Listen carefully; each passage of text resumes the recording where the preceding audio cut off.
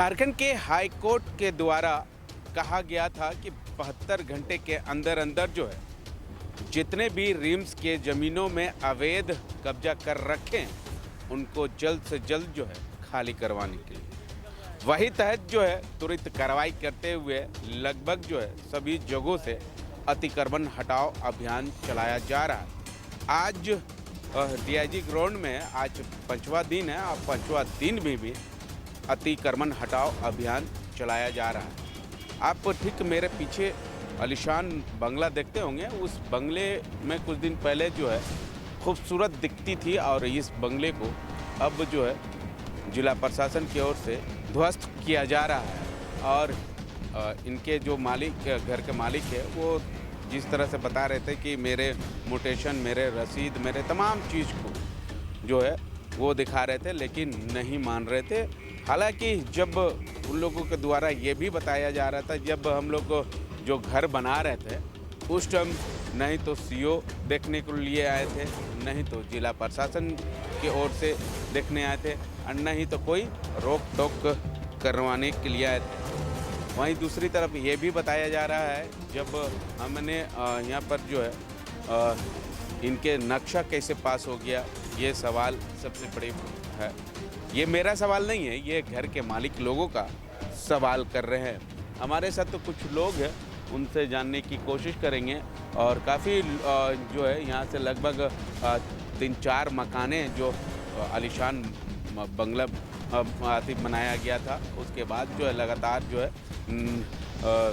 जिला प्रशासन की ओर से अतिक्रमण हटाओ अभियान चलाया जा रहा है। इनके भी ज़मीन है, इनके भी घर जो है आलीशान बंगला बनाया गया था और उसके बाद जो है जिला प्रशासन की ओर से ध्वस्त किया जा रहा है। हम इन्हीं से जुड़ने की कोशिश करेंगे। मैम क्या कहिएगा, आप लोग तो तमाम पेपर जो है यहाँ पर जो अधिकारी है उन लोगों को दिखाने के लिए कोशिश की मगर नहीं देखे। सर अब क्या बोलेंगे, सारी बातें तो हमने कल ही रख दी थी, लेकिन आज भी हमने बहुत कोशिश की कि सर हमारा कल सुप्रीम कोर्ट का फाइनल हियरिंग है, कम से कम उतने दिन तक तो रुक जाइए। एक दिन की ही तो बात है, एक रात की बात है, कल जो भी डिसीजन आएगा उसके बाद आप जो करना है करिए।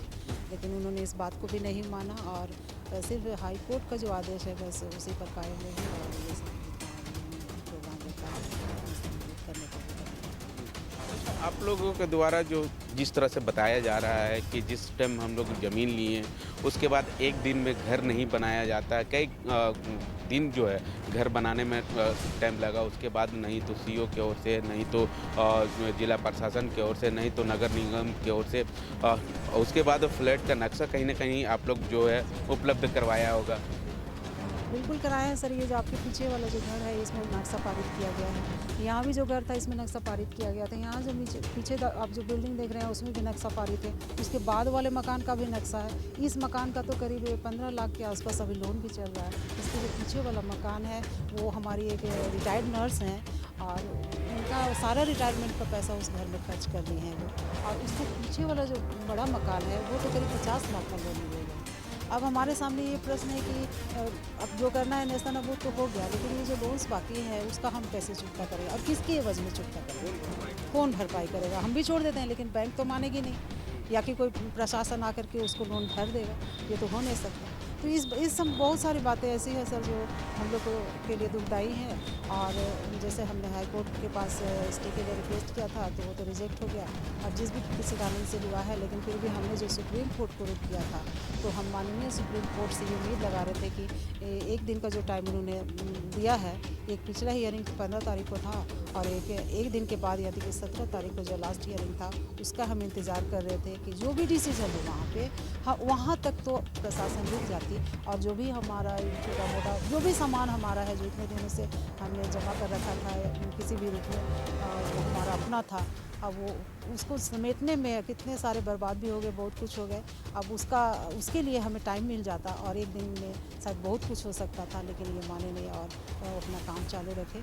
तो हमें इस बात का दुख रहेगा हमेशा के लिए कि कल का जो फाइनल हियरिंग आने वाला है, मेरे डिसीजन जो आने वाला है माननीय सुप्रीम कोर्ट का, जो भी आएगा अब तो हम सुनेंगे, सही हो गलत हो अच्छा हो, हम गलत हो या जो भी हो तो हम उसे मान लेंगे, पैसा ना यही सोच कर चलेंगे।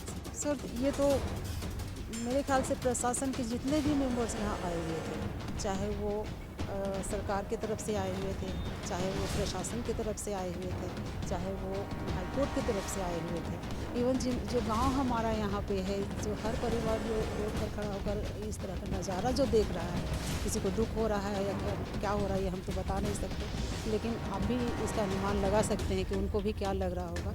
तो और ये बहुत दुख लग रहा है कि सर कि मतलब आशियाना किसी का टूट जाना, इतने दिनों से मैंने संचित किया हुआ एक चीज़ का जुगाड़ कर मैंने घर बनाया हुआ घर एक दिन में नहीं बनता है। वो ज़मीन खरीदने से लेकर के उसकी छोटी छोटी जो एक ईंट की जो तह जो लगती है घर में, वो कितना दुखदाई होता है। एक ट्रैक्टर ईंट मंगाने का एक बोरा सीमेंट का जुगाड़ या फिर बालू का जुगाड़, या कच्चा मकान है तो मिट्टी का भी जुगाड़, उसमें भी तो कुली रेजा या फिर जो भी खर्च आएंगे उसमें लागत जो लगेगी उसके लिए खर्च करना ही पड़ता है। तो इतने सारे खर्चेस का क्या मोल हुआ। उन्होंने इसे इतने दिन से जो हम करके रखे हुए थे उसको 5 मिनट में या 2 मिनट में इस तरह का नेस्तनाबूद कर दिया। तो सबके दुख की बात है। सबके फैमिली मेम्बर से जितने यहाँ लोग आए हुए थे उनके सबके घर में है। हमें तो लगता है कि उनको तो नींद भी नहीं आ रही हुई, क्योंकि वो भी अपने परिवार के साथ है ना। और इस कड़ाके की ठंड में जिसका इस तरह का हो गया उनका क्या हाल होगा। वो तो अपना सामान इधर का उधर करने में लगे हैं, जुगाड़ करने में कि क्या बचे मेरा, और बुलडोजर तो चालू है। तो बता सकते हैं कि कहाँ रहेंगे, क्या उनका खाना कहीं बन रहा है या कोई खाना पका करके दे रहा है या कोई पूछ भी रहा है कि आपने अभी खाना खाया कि नहीं।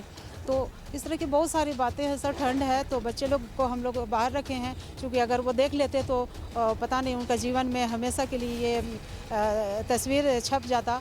हमने उनको बोला कि आपको अभी नहीं आना है, जो भी है हो गया, बाकी हम लोग कर लेंगे, आप मत आओ यहाँ पे।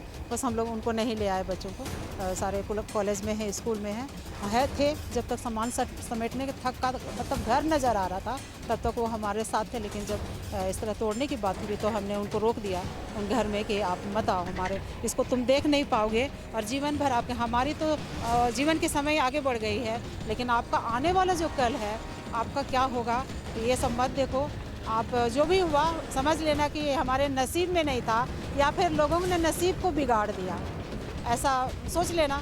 इस तरह का उन्होंने संतुष्टि कर लिया है खुद को, और बस यूँ ही चल रहा है सर। कभी मेरे तो रिलेटिव बगल में मामा लोग हैं, उनके यहाँ हम शरण लिए हुए हैं। अब कितने दिन हम वहाँ रहेंगे। बाकी मेरा यहाँ जो थोड़ा बहुत जो सामान बचा हुआ है इसका हम डंप करने का जुगाड़ लगा रहे हैं, कहीं रखेंगे कि कल को कोई नया आशियाना बनाएंगे तो शायद ये जुगाड़ वहाँ लग जाए या किसी तरह से एक ढांचा खड़ा हो जाए घर का, ताकि हम अपने रिलेटिव के यहाँ से वहाँ शिफ्ट कर पाएँ। अब बाद में अब क्या होगा सर इसके बारे में कहूँ। मैं उन लोगों से सबसे पहले सवाल डालना चाहूँगी सर जो हमारे झारखंड में, जबकि यहाँ पर कृषि प्रधान हमारा राज्य है, यहाँ सारे लोग कृषि पर डिपेंडेंट है और कृषि से ही उनका एक तरह से जीवन यापन होता है।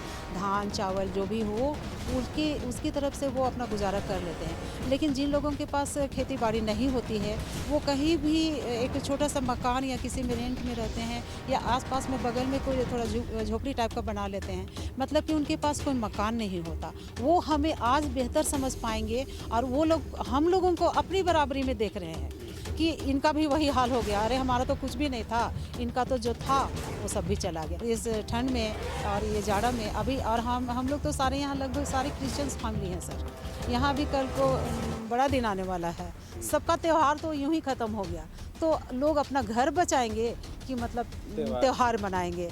मैंने त्यौहार के लिए अभी जो स्थिति होता तो सबके घर में बच्चों के लिए नए कपड़े आते जी, नए कपड़े आते, खाने पीने का जुगाड़ किया जाता, घर साफ सफाई होता। यहाँ तो घर ही नहीं रहा, तो फिर आगे जो भी बात कहेंगे सर सब बेकार होगा सर, शून्य होगा। बिल्कुल कुछ दिन के बाद जो है नया साल होने वाले हैं और क्रिसमस बड़ी धूमधाम के से बनाते हैं आदिवासी के लोग।